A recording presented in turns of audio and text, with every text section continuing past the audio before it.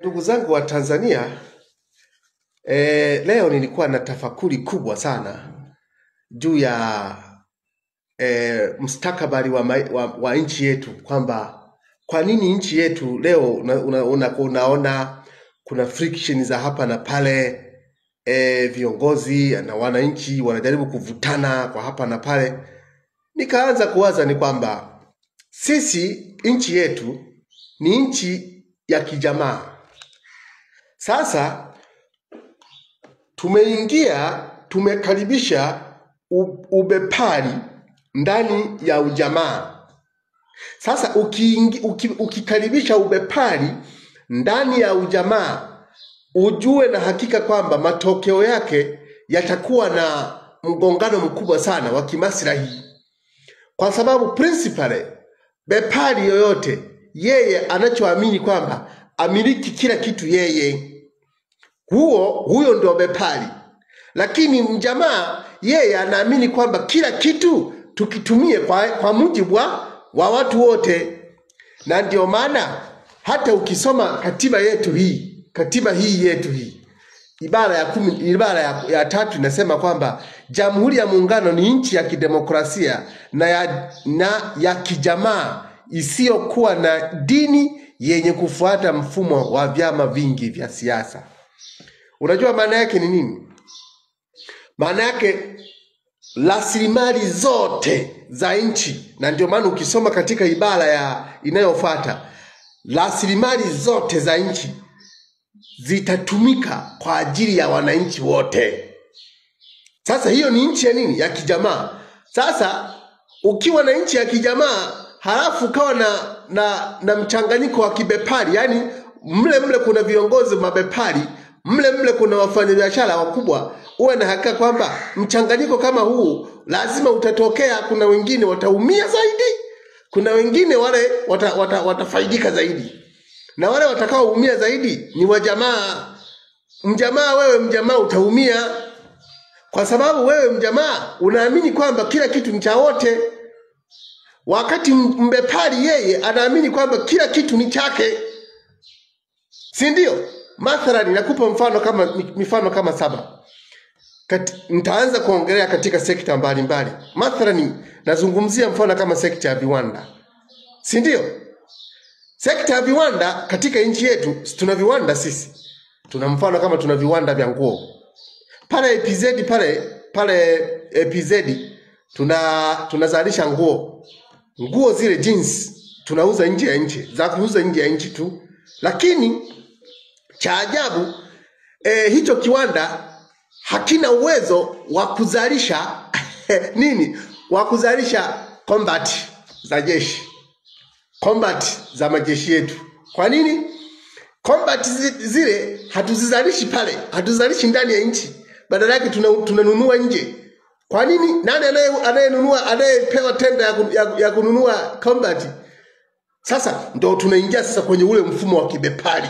Kwa maana kwamba ubepari ni kwamba hamwezi mkatumia vitu vyenu wananchi kwa ajili yenu nyinyi.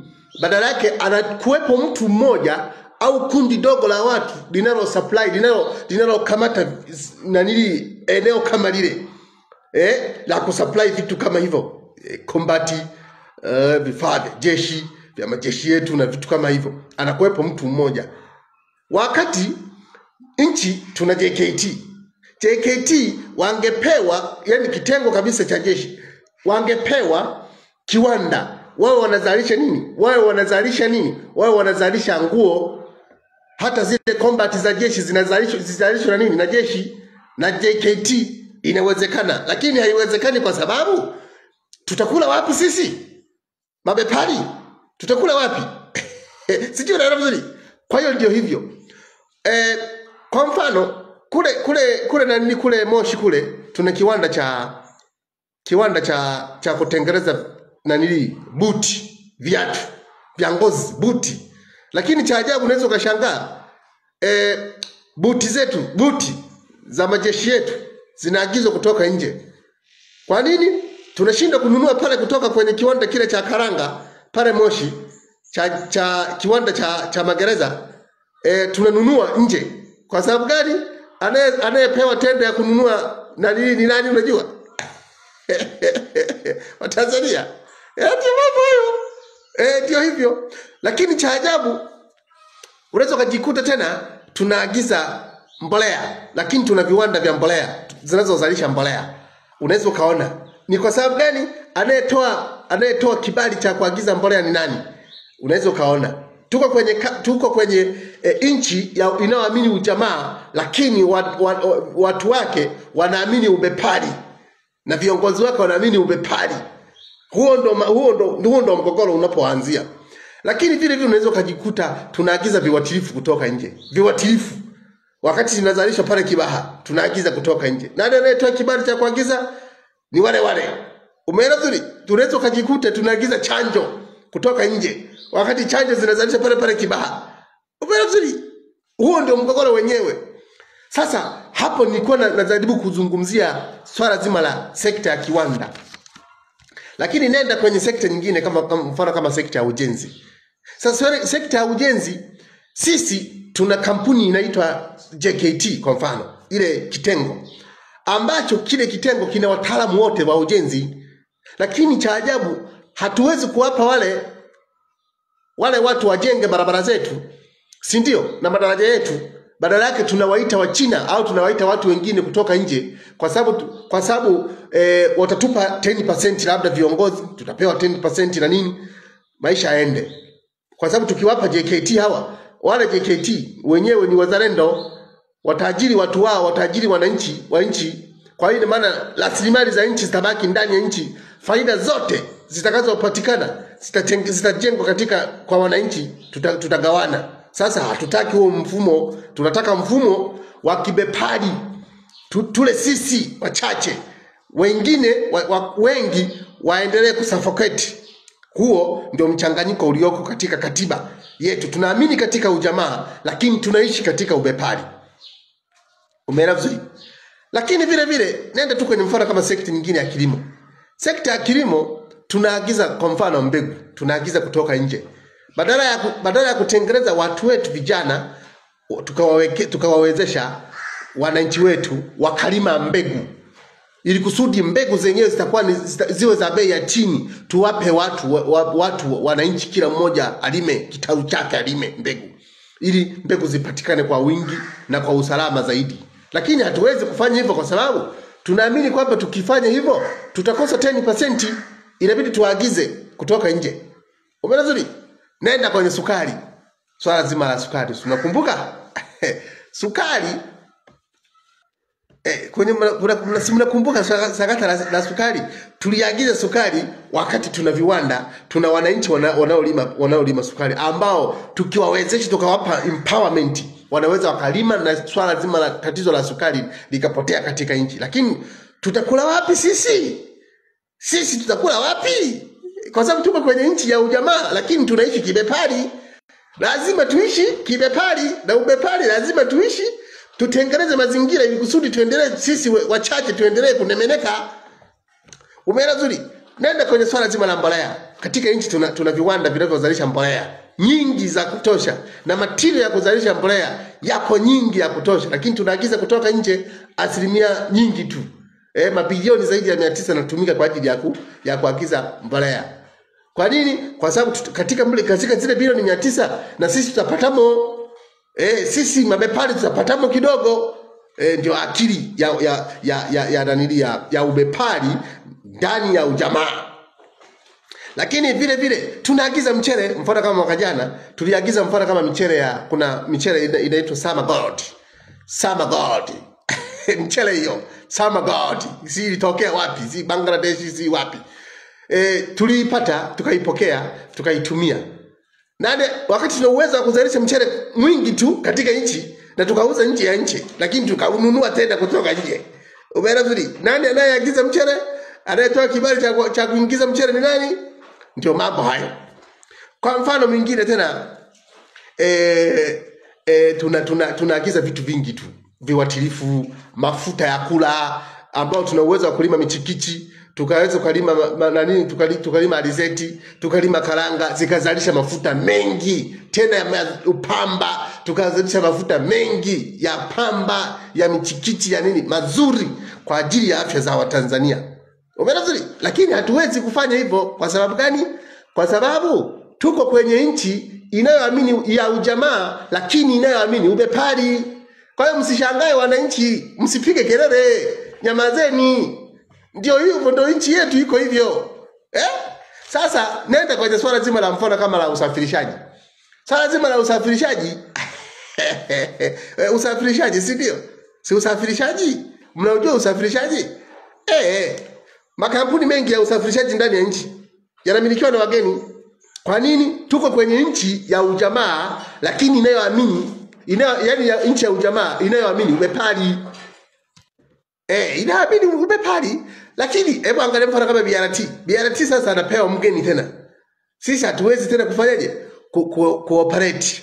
Wakati tuna watu matajiri tu wazuri ndani ya nchi ambao wanaweza waka provide service ya kutoa huduma kwa wananchi kama hizi mwendo kasi na nini, vitu kama hivyo. Hatuwezi, kwa sababu tuko kwenye nchi ya ujamaa inayoamini ubepari.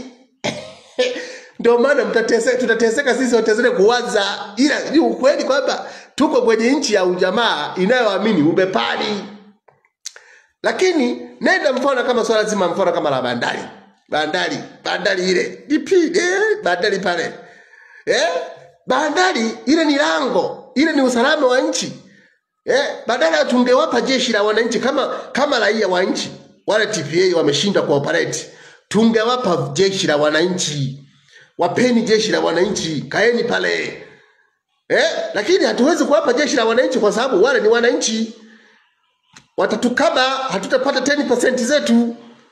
Tuwafukuze TPA, tuwape DP World ili sisi tupate po. Tumfukuze yule nani yule Tixi. Tumpe Aden Group ili sisi mambo yetu yaende, tutapata 10% pale. Tuko kwenye nchi ya ujamaa inayoamini ubepari. Kwa hiyo msishangae wananchi, mambo kama haya yanayoendelea haya ni kawaida. Kwa sababu unapopiga kelele unajaribu kama kumzuia mbepari aendelee kunyonya. Wewe mjamaa unataka upambane kusudi nchi rasilimali ziwe za wote. Mwenzio anakuambia hizi rasilimali zinatakiwa ziwe za wachache. Lazima utaumia wewe mjamaa. Unabidi unyamaze. Nenda kwenye nishati kwa mfano, nishati. Pale bandarini pale kuna Magufuli alienda kipindi fulani na waziri mkuu, by the way, Majaliwa, akakuta flow meter ilifungwa, haijafanya miaka 6. Niambieni leo hiyo flow meter inafanya kazi? Flow meter zile za tujue kwamba tumeingiza mafuta kiasi gani katika nchi, inafanya kazi? Kwa nini haifanyi kazi? Tuko kwenye nchi ya ujamaa inayoamini ubepari. Mchanganyiko huu hamuwezi mkaishi mkawa na amani hata siku moja, hata siku hii, kwa sababu mnakuwa na watu wa aina mbili wanaowaza tofauti kabisa, contrary. Mwingine anawaza mali ni kwa ajili ya wananchi, mwingine anawaza mali ni kwa ajili yake yeye na familia yake. Unafikiri mtaenda? Ni ngumu, mtauana tu. Mtamalizana.